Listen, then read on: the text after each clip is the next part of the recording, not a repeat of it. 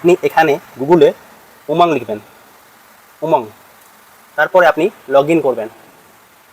Log ইনের জন্য আপনাকে এখানে মোবাইল নম্বর দিতে হবে এবং এমপিন দিতে হবে। আপনি যদি এমপিন না সেট করেছেন তাহলে সেট করে নেবেন রেজিস্টার করে। তো চলুন এখানে আমরা লগ ইন করে নিই। আপনার লগ ইন হয়ে গেলে আপনার এরকম একটা ইন্টারফেস আসবে।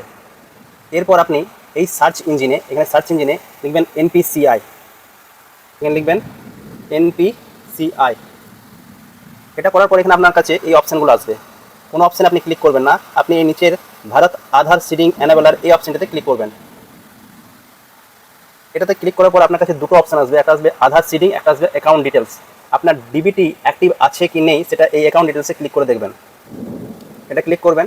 এটাতে ক্লিক করলেই দেখুন এখানে আবার এনপিসিআই এর ওয়েবসাইটে ডাইরেক্ট খুলে গেল, যেটা আমাদের ওখান থেকে খুলছিল না। তাই এই রুটে আপনি এই এনপিসিআই এর ওয়েবসাইটে আবার চলে আসবেন। তারপর আপনি এখানে আধার ম্যাপ করবেন, আধার ম্যাপ স্ট্যাটাস।